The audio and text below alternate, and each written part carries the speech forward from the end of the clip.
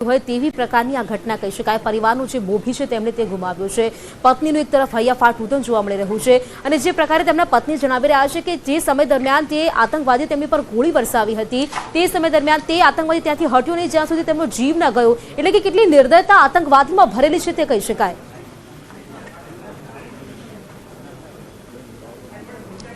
बिल्कुल एक बाजू तेमना पतिनी विदाय चाली रही थी अने तमाम जग्या पर हैयाफाट रुदन चाली रह्युं हतुं। लोको शोकमग्न हता त्यारे तेमनी पत्नी अने दीकरीए चोक्कस हिम्मत राखी हती अने हिम्मत राखीने तमाम वात रजू करी हती के तेमना पतिने ज्यारे गोળી मारवामां आवे छे 25 मिनिट जेटला समय सुधी आतंकवादीओ त्यां ज रह्या हता अने दरेक व्यक्ति ज्यां सुधी तेमनो जीव नथी छोड्यो त्यां सुधी आतंकवादीओए जग्या नथी छोडी। सौथी महत्वनी वात छे के त्यां आवेला आतंकवादीओए मुस्लिम अने हिंदू संगठनोने अलग अलग कर्या हता अने त्यारबाद हिंदू जे लोको टूरिस्ट हता तेमने एक पछी एक तेमने गोળી मारवानी शरूआत करी हती।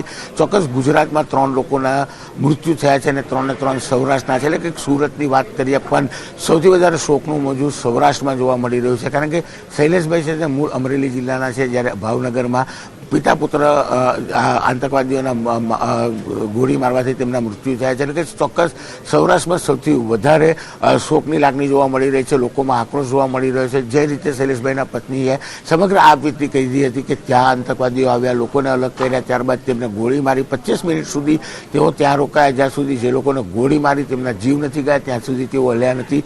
ત્યારબાદ તેઓ ત્યાં આગળ નેટવર્ક નહોતું ચાલતું ત્યાંની આર્મીને સંપર્ક કર્યો હતો અને આર્મી જ્યારે ત્યાં પહોંચી હતી ત્યારે તેમની મદદ કરવાની સાથે તેમની જોડે દુર્વ્યવહાર કર્યો હતો। એટલે કે ચોક્કસ આ તમામ સત્યો વિશેની જાણકારી આપી હતી। સાથે સાથે પોતાના પતિને જે રીતે આતંકવાદીઓ દ્વારા માર મારવામાં આવ્યો છે ત્યારે તેમણે એમ કીધું હતું કે કાશ્મીર ખરાબ નથી પણ ત્યાં જે આતંકવાદ છે તે ખરાબ છે જેને લઈને કાશ્મીરનું નામ બગડી રહ્યું છે અને દેશની આર્મી છે કે ત્યાં કયા પ્રકારની કામ કરે છે તેમની સત્યો કેન્દ્રીય કેબિનેટ મંત્રી CR પાટીલને બતાવવાનો પ્રયાસ કર્યો હતો। સાથે સાથે ન્યાયની માંગણી કરી છે કે તેમને પોતાના પરિવારનો મોભી ગુમાવ્યો છે।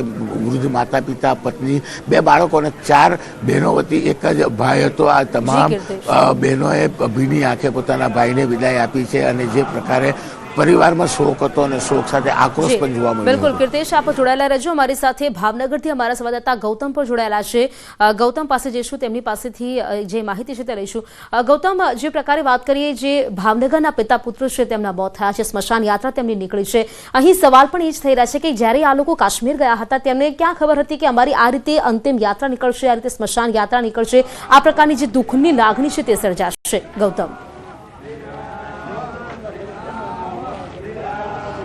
ચોક્કસથી દુઃખની લાગણી ચોક્કસ રીતે જોવા મળી રહી છે। સમગ્ર ભાવનગર વાસીમાં આ દુઃખ જે છે તે જોવા મળી રહ્યું છે। કોઈને એવો અંદાજ નહોતો કે આ પ્રકારે અંતિમ યાત્રા જે છે તે નીકળશે। તેઓ દર્શનાર્થે ગયા હતા કથામાં તેઓ ગયા હતા જોકે જમ્મુ કાશ્મીરના પહેલગામની અંદર આ કથા હતી ને કથાના સમય બાદ તેઓ ફરવા નીકળ્યા હતા અને ત્યાં આ પ્રકારે આતંકવાદી હુમલો જે છે તે થયો હતો ને તેમાં આ પિતા પુત્રએ જે છે તે જીવ ગુમાવ્યો છે તે પ્રકારની વાત સામે આવી રહી છે। મહત્વનું સાથે તે છે કે અત્યારે હાલ તમે જોઈ રહ્યા છો કે નંદનવન જે તેમનું રેસિડેન્શિયલ છે ત્યાંથી આ 2 કિલોમીટર દૂર આવેલું જે બોક્સધામ જે છે ત્યાં શમશાન યાત્રા નીકળી છે। શહીદ હેમુ કલ્યાણી આ પ્રાર્થના હોલ છે ત્યાં તમામ જે પ્રાર્થના સભા જે છે તે પણ યોજાશે અને તેમને અંતિમ સંસ્કાર જે છે તે કરવામાં આવશે। અત્યારે હાલ તમે જોઈ રહ્યા છો કે સમગ્ર ભાવનગર હિલોળે ચડ્યું હોય તે પ્રકારના દ્રશ્યો જે છે તે જોવા તમામના લોકોના જે આંખોની અંદર આંસુ જે છે તે સુકાતા નથી તે પ્રકારના દ્રશ્યો જે છે તે જોવા મળી રહ્યા છે। અને અત્યારે હાલ તમામ જે નેતાગણ જે છે ભારતીય જનતા પાર્ટીના નેતાઓ જે છે તે પણ આ શમશાન યાત્રાની અંદર જોડાયા છે। જ્યારે જ્યારે યાત્રા જે શમશાન યાત્રા વિવિધ વિસ્તારમાંથી પસાર થતી હતી તો ત્યાં પણ લોકો જે છે તે ફૂલ લઈને ઊભા હતા અને અંતિમ નીકળેલી યાત્રાને જે છે તે ફૂલ અર્પણ કરી અને ફરી આ પ્રકારની ઇન્સિડન્સ ન બને તે પ્રકારની પ્રાર્થના કરતા જોવા પડી રહ્યા છે। લોકો પણ આપણી સાથે તેમની સાથે વાત કરી કેટલું દુઃખદ ઘટના કહેવાય। અમને આ પરિવારજનોનો તો ખ્યાલ પણ નહોતો કે તેઓ फरवा गया था त्याथी परत आवशे त्यारे अंतिम यात्रा निकलशे। सर ये ऐसा लगता है कि हमारे देश में जो लोगों को आम लोगों को मारा जाता है एक धर्म के नाम पर कह सकता हूँ कि धर्म तो यही होता है इंसान को बचाने का काम करता है। धर्म यही होता है कि दिशा बताने का काम करता है। धर्म यही होता है कि आम इंसान को खाना पीना और सब मिले और इंसान को मौत न दी जाए ऐसा जुल्म न किया जाए। कौन सा ऐसा धर्म है कि ऐसा करके इस्लाम के नाम पर कोई हिंदू को मारा जाता है उसको खुदा उससे माफ नहीं करेगा। तुम्हारा खुदा तुम्हारा बदला लेगा देखना। કેટલી દુઃખદ ઘટના इतनी दुर्गत घटना के ऐसा इसका कोई माप नहीं किया जाता है। इतना दुख है, ये बहुत खेद भी करते हैं हम। बहुत खतरनाक दुर्घटना घटना है। ચોક્કસ રીતે જે લોકો સાથે વાત કરીએ છીએ તે તમામ લોકો રડતા રડતા વાત કરી રહ્યા છે કે આ દુઃખદ ઘટના જે છે તે કહેવામાં આવી રહી છે। ત્યારે તમે જોઈ રહ્યા છો કે જે અંતિમ જે યાત્રા જે છે તે અંતિમ સંસ્કાર માટે લઈ જવામાં આવી રહી છે અને ત્યાં મોટી સંખ્યાની અંદર લોકો જે જોડાયા છે તે તમામ લોકોના આંખમાંથી આંસુ જે છે તે જોવા મળી રહ્યા છે। ભારા હૃદયે આ શમશાન યાત્રાની અંદર જોડાયેલા લોકો જે છે તે જોવા મળી રહ્યા છે અને તે તમામ લોકો રડતા રડતા એક જ વાત કરી રહ્યા છે કે તેમને ખુદા તેમને માફ નહીં કરે તે પ્રકારની વાત આ તમામના મુખેથી સાંભળવા મળી રહી છે। કેટલી દુઃખદ ઘટના કહી શકાય કે આ પ્રકારની ઘટના ઘટી? ચોક્કસથી તો તમે જોઈ રહ્યા છો કેટલી દુઃખદ ઘટના। ખૂબ જ દુઃખદ ઘટના છે અને દેશની અંદર આ ઘટના દરેકનું હૃદય કંપાવી દે તેવી દુઃખદ ઘટના છે અને આવી ઘટના ફરીવાર ન થાય એની માટે તમામ કડકમાં કડક કાર્યવાહી કરવી જોઈએ। શ્રી રામ। ચોક્કસથી તો ફરી આ પ્રકારની ઘટના ન ઘટે તે માટે કાર્યવાહી કરવી જોઈએ તે પ્રકારની વાત કરી રહ્યા છે। અત્યારે હાલ તમે જોઈ રહ્યા છો કે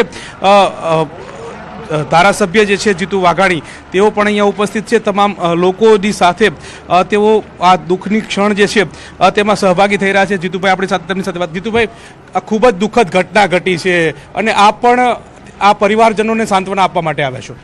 જય શ્રી રામ, જય શ્રી રામ।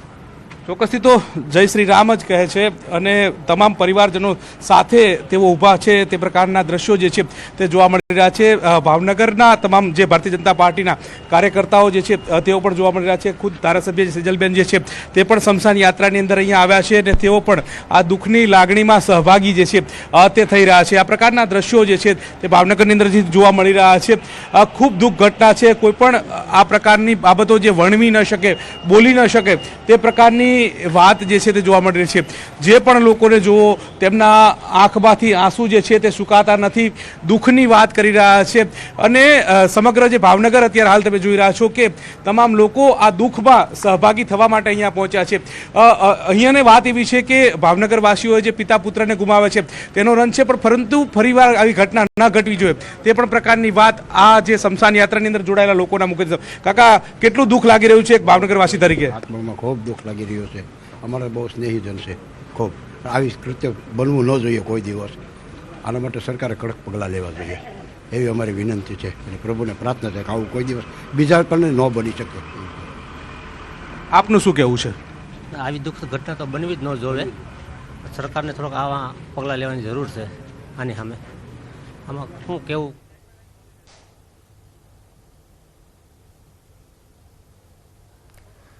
તો અત્યારે આપે જે દ્રશ્યો જોયા, ભાવનગરના જે પિતા પુત્રના મોત થયા છે તેમની અંતિમ વિધિ છે તે કાઢવામાં આવી છે। લોકોના મોઢામાં શબ્દો નથી કહેવા માટે, કારણ કે તે પ્રકારનું જે તે લોકોમાં દુઃખ જોવા મળી રહ્યું છે તેના કારણે તે લોકો બોલી પણ શકતા નથી। સમાચારોમાં રોકાઈશું એક બ્રેક માટે અને સમાચાર આ બ્રેક બાદ।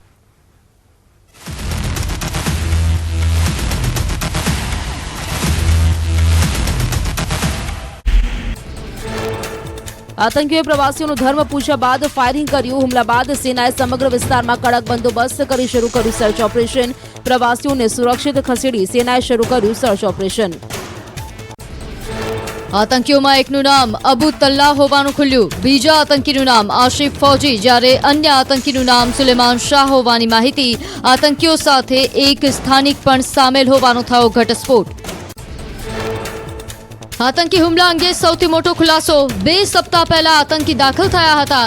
આતંકીઓએ કેમેરા લગાવેલા હેલ્મેટ પહેર્યા હતા। 3 આતંકીઓની ટીમ ભગાડવા માટે તૈયાર હતી।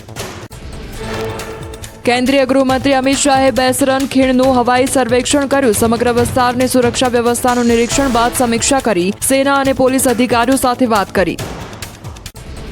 પહલગામમાં હુમલાના સ્થળે પહોંચી ન્યૂઝ 18ની ટીમ। કાદવમાં લોકોના પગના નિશાન જોવા મળ્યા। લોકોના બૂટ ચપ્પલ પણ પડેલા નજરે પડ્યા। અગાઉ ઘાટીમાં પડેલા વરસાદને કારણે કીચડના કારણે પ્રવાસીઓને બહાર નીકળવામાં પડી હતી મુશ્કેલી। આતંકી હુમલા બાદ પહલગામ વિસ્તારમાં સેનાનું સર્ચ ઓપરેશન। બેસરન ખીણ નજીક સંયુક્ત દળો દ્વારા ઘેરાબંધી અને શોધખોળ ચાલુ। બેસરન ખીણ તરફ જતા તમામ રસ્તાઓ સીલ કરી દેવાયા। આતંકી હુમલા બાદ પૂંછમાં ભારત પાક નિયંત્રણ રેખા પરના જલાસ ગામમાં સુરક્ષા વધારવામાં આવી. ગામના મુખ્ય માર્ગ પર ખાસ ચેકપોસ્ટ બનાવવામાં આવી. પેટ્રોલિંગની સાથે વાહનોનું કડક ચેકિંગ વધારાયું. આતંકી હુમલા બાદ પહેલગામમાં સ્મશાનવત શાંતિ. જમ્મુ કાશ્મીર ફરવા ગયેલા પ્રવાસીઓ વતન પરત ફરતા દેખાયા. આતંકી હુમલાથી દેશભરમાં ગુસ્સાનો માહોલ. ગૃહમંત્રી અમિત શાહે મૃતકોને આપી શ્રદ્ધાંજલિ. પહલગામમાં થયેલા આતંકવાદી હુમલામાં માર્યા ગયેલા 26 લોકોને અર્પણ કરી શ્રદ્ધાંજલિ. આતંકવાદી હુમલા પછી સરકાર એક્શનમાં. કેન્દ્રીય ગૃહમંત્રી અમિત શાહે ઘાયલોની મુલાકાત લીધી. ગૃહમંત્રી શાહ અનંતનાગ હોસ્પિટલ પહોંચી ઘાયલોને મળ્યા. આતંકી હુમલામાં ઘાયલ લોકોને મળી તેમના ખબર અંતર પૂછ્યા. પરિવારજનો સાથે કરી વાતચીત. ગૃહમંત્રી અમિત શાહે પહલગામની મુલાકાત લીધી. ઘટના સ્થળની પણ કેન્દ્રીય ગૃહમંત્રીએ મુલાકાત લીધી. આતંકીઓના હુમલા બાદ જમ્મુ કાશ્મીર પહોંચ્યા હતા કેન્દ્રીય ગૃહમંત્રી. જમ્મુ કાશ્મીરમાં આતંકી હુમલાને લઈને પીએમ મોદીએ પ્રવાસ ટૂંકાવ્યો. સાઉદી અરબના 2 દિવસના પ્રવાસ પર હતા પીએમ મોદી. સાઉદી અરબ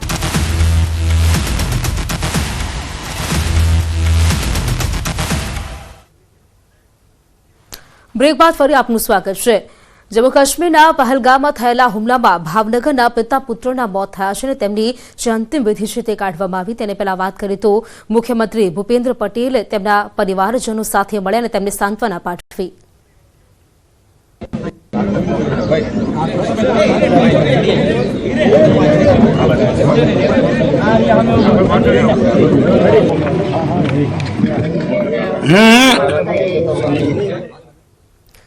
તો મુખ્યમંત્રી ભૂપેન્દ્ર પટેલ તેઓ ભાવનગર ખાતે પહોંચ્યા અને જે પિતા પુત્રના મોત થયા છે તેમના પરિવારજનો સાથે તેઓ મળ્યા છે. તેમની સાથે મુલાકાત કરી છે. તેમણે સાંત્વના પાઠવી છે આ પરિવારને, કારણ કે ખૂબ જ આ દુઃખની ઘડી તે લોકો જ્યારે જમ્મુ કાશ્મીર જઈ રહ્યા હતા તેમને શું ખબર હતી કે જ્યારે પરત તે લોકો નહીં આવે પરંતુ તેમના મૃતદેહ આવશે. તે પિતા પુત્રના મોતથી સમગ્ર ભાવનગર જાણે શોકમગ્ન બન્યું હોય તેવું લાગી રહ્યું છે, કારણ કે મોટી સંખ્યામાં તેમની અંતિમ યાત્રામાં પણ લોકો જોડાયા છે. અંતિમ વિધિ કરવામાં આવી રહી છે તેમાં પણ લોકો જોડાયા છે.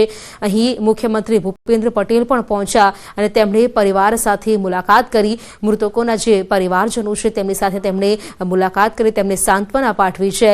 આ એક એક આંસુનો હિસાબ આપવામાં આવશે તેવું પણ તેમણે જણાવ્યું છે. તો આ મામલે પ્રત્યક્ષદર્શીઓનું શું કહેવું છે આવો આપણે સાંભળીએ.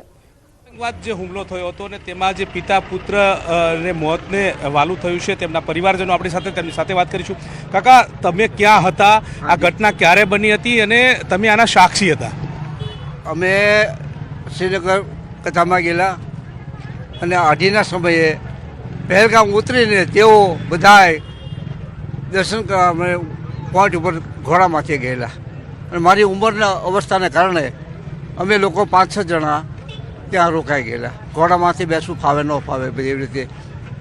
અને ત્યાં ગયા એટલે અચાનક આ બધા ઊભા હતા. મેં વાત સાંભળી પછી પાછળથી મને જાણવા મળ્યું. મેં મારા આ જે છે જમાઈ છે ગુજરી ગયા છે તે અમારો ભાણિયો એ બધાને સાંભળ્યું અને નજીકમાંથી આવું ફાયરિંગ થયું છે.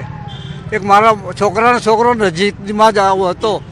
મારી આ છોકરી એટલે કાજલના ઘરવાળા એ પોતે પણ તેઓ સાથે બાજુમાં જ હતા, પણ સદનસીબે ભગવાનને કાંઈ જે છે તે આ બેને ટાર્ગેટ કરીને ઘણાને એને છોડી દીધા.